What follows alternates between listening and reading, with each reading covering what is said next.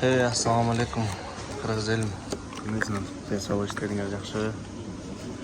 Питер, встречай, короче, братан bilan qaytalar. Qirg'izistondan chiqdik, polniy registratsiyasidan o'tdik. Hozir remedamiz. Jajdaniyada hozir 2 soatdan keyin buyursa bo'ylaydi. Artıq qolgan so'mga bunday shokolad olib kelgancha qurib dedi Qirg'iziston. Jil.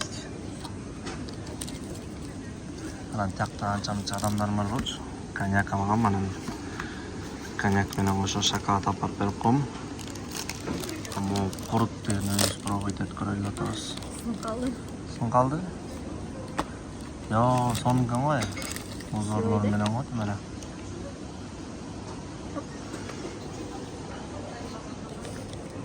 Momda ekan esli chiqdi.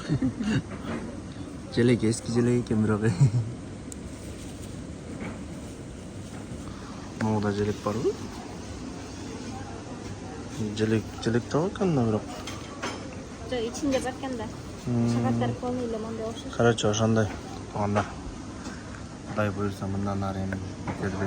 Jumishni ko'rsatib taqib tashlayman. Hozir buyursa bitirdi aeroportdan tushib hozir. Mashina olganlarim, qayerdan olam, ne qilib olam, qarin ko'rsataman bu videoda. So. Bizga udachi. Mana sen jeta olacak.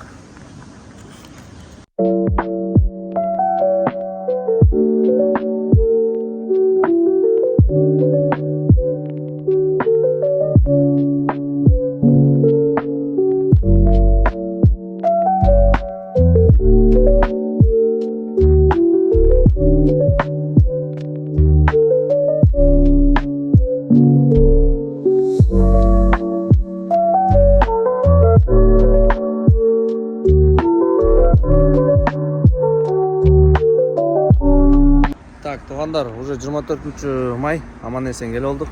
Келулер сразу Бекасқа сайылдым. Мұнеке мұны капятыйды алып отам, құдай бұйырса. Так, бір жұма айдап, тақпаян көріш тұрып, сразу раскатқа өткөрім.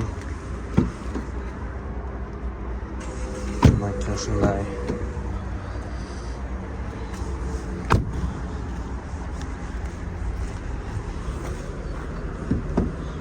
Так, для себя да тартып қойын бірсі, онда екен. Гасменен. Фарасы ли не турау екен білесіз. Ладно. Мау жерінде емес жоқ екен, мұндылар барын жазатып тақтыртам, короче. Соны мен алып отам. Так. Осмотр қылдырабыз, дальше айдап кетеміз. Аэропорттан түшілі. Сразу ғой. Сразу. На кейче. Пробег 168 000. Скрученный, скорее всего. Так, пока, братан, осматривай, я сниму там в парке. Так, мұнеке тоғандар, анан айтып кетіп жүрген нәрсе, Питердегілер машина арендаға іздегендер, раскатқа іздегендер болса, моғылар, Chevrolet Nexa'лар, что на газу, что бензин менен 1850 кен арендасы. 7.0. Rio Solaris'тер 2300 рубль кен. Чанган дейді ғой. Чанган дейінді машина. Йо. Чанган элсиндерчи баякыл. Ошолор 2200төн бензин менен 2400төн газ менен экен. Volkswagen Polo'лор 2200төн бензин менен 2400төн газ менен мынакей мондай Polo'лорчу. Бар автоматтар. Комфортко келсек, тетнеке Geely Immigrant'тар 2750 рубль экен. Kia Cerato 2750 рубль газ менен экен. Sonata 2019'тар дальше кетет та ошондой болчу. Так, дальше. Мынакей мякта машина толтурат, бір келөрестер. Женишбек уулу. Так, дальше Комфорт Плюсқа келсек. Вот, Exit'тер 452 мен айдаган, по-моему. Exit'тердин басына келсек 3300 кен 7.0. Geely Atlas Pro'лор мына даже паркта жок окшойт андайларчы пока что. Geely Atlas'тар 3500 кен. K5 3650-дөн газ менен мынакей мен бирөөсүн алып кетип баратам азыр. 3650-дөн 7.0. Бирок K5 данный момент паркта жок болот. Баары тең на линии дейт да. Мен муну тек Кыргызстандан чыгып атканда эле брондоп койгом да. Ошондой. Если чо кимге машина керек болсо, могу жерге коюп коем. Номерлерин келе бересиздер, чала бересиздер. Алып жумушту ура бересиздер. А мен болсо дальше кеттим. Могул видео Кыргызстандан келип эле кантип таксинин жумушун баштайм дегендерге менден бир подсказка. Мынакей келесиңер, сразу эле машина аласыңар. Дальше азыр МФЦ барып туруп 3 айлык регистрация кылам. Анан эртең уже жумушка чыгып кете берем. Ошонун баарын көрсөтөм, Пока биз менен бирге болуп туруңуздар. Мынакей осмотр кылышат ушинтип механиктер. Мен да для себя тартып алам ушинтип. Так чийик-пийиктер жокпу, нелер жетишпейт, напримерчи. Ошондой.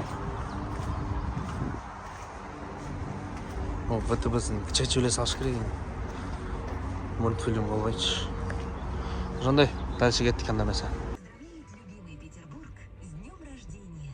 Мы счастливы быть частью его истории и умножать его красоту. Assalamu alaykum, кандайсыңар жигиттер? Денсаулык иштериңер жакшыбы? Мен бүгүн уже понедельник. Мен 24 суббота келгем, 25, 26 май понедельник бүгүн уже. Не кылдым мен? 24 келип эле машина албадым элем. Алып эле сразу линияга чыгам деген ой бар болчу. Линияга чыга албай калдым. Себеп дегенде мен регистрациямдын талонуна кечигип калдык да. Анан жаңы сим карта алып, тияк бягы менен каша болуп, в общем, болбой калды кыскасы чалжакчы. Анан кийин фальшивый регистрацияны жасаттым. Китайский регистрация. Оригиналдай эле кылып жасап коюшат экен. Бирок 28-ине бүрсүгүнгө талон алып койгом. Бүрсүгүнү уже Кудай буйруса оригинал регистрациялап болот. Пока что Кудай деп жүрүп турайын. Дагы эмне? Бүгүн эртең мененки 9:40-ка офиске жазылган болчумун Яндекстинчи. Набережная обводного канала 28-те Питерде келчи. Ал жакка жазылып, эмеден чыктым. Офиске кирип, полный парковый самозанятый болуп чыктым. Эми мына монтип чыкты да. Профиль скоро будет готов деп жарым сааттай күтүп тургула деди. Ошону күтүп атам.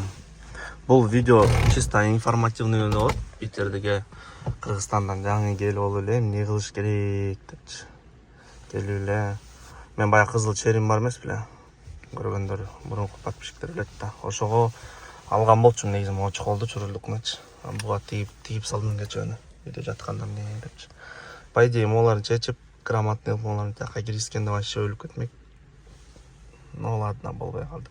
Так, эми Кыргызстандан келип эле эмне кылабыз? Мен лично кандай кылдым? Мен могу видеону сөзүн ачык эле реклама, бекасты реклама кылып, ошого суббота күнкүсү, воскресенье күнкүсү, анан бүгүнкү понедельник күнкүсү 3 күнгө арендасы бекер. Ошон үчүн мен беймарал жүрөм да. Бияк тааныштар анан мен реклама кылып берем так болуп, 3 күнгө машинасын бекер эле алгам. Эртеңден баштап мен деле бул машинага 3650 рубльдан төлөйм. Андан кийин бир жума тагын биягын жазатам. Мисалы үчүн сол жакта солдатик, по-моему, такылдап атат. Бираз. Анан тормоз басканда вибрация болот, передний тормозной дискалар, по-моему. Оң жакта титан дискасы вообще, сынганбы, аренда экен да, страшный экен. Оң жакта фарасы, сол жак фарасы жаңы экен, оң жакта фарасы жана диодный эмес болот го. Дневный ходовой огни, ошонусу бир аз саргайып калган экен. Ошону полировать этип көрөбүз. Экөө окшошуп калса окшошуп калды, болбосо жаңы алмаштырып берле деп айтам. Алмаштырып берсе сонун болот. Анан газды басканда газ өчүп бензинге которуп салып, ошо газын да көрсөтүп туруш керек. Могу водительский жактагы ручканын жанакыл заглушкасын алыш керек. Дагы эмне? Болду, калганы бүт. Кудайга шүгүр, жакшы машина экен, мага жакты. Тартыштары, жүрүш турушу, автотекада историясы деле жакшы экен. Анан ошо келип эле ошо машинаны алдым. Кечөөнү үйдө жаттым. Бүгүн болсо эртең менен туруп парк офиске келдим. Офиске келгенден кийин эле эмне документтерди көтөрө келдим мен. Мен мурун самозанятыйым бар болчу да. Могу жаңы келгендер, мен чисто парк эле алмаштырдым да, получается. Жаңы келгендерге эмне керек? Келдиңер, первым делом машинаны албай эле турасыңар силер. Себептегенде төлөп каласыңар да арендачы. Келип эле первым делом регистрация кылынат. Регистрациядан СНИЛС, ННН, мой налог, ННН алып атканда налоговыйдан мой налогдун логин паролун сурап аласыңар, аштырып аласыңар. Андан кийин эле регистрацияга кылынды, баары кылынды. Паспорт менен праванын перевод паспорт эми кыргызстандыктарга прям не принципиально, бирок кээ биркилери принципке туруп калып сурап калбаш үчүн на всякий случай жазат алган деле. СНИЛС ННН ала келесиңер, мой налогтун приложениясы, открытый даяр приложенияны алып келесиңер дагы. Ошолорду даярдагандан кийин любой парктанбы же болбосо арендага машина аласыңарбы, тааныштардан мындай частниктерденчи аласыңар да, ошолор бир паркына кошот. Же болбосо ошо мой налог, свой налогтун баарын алып болуп туруп эле офиске келип прямой самозанятый боло берсеңер болот да.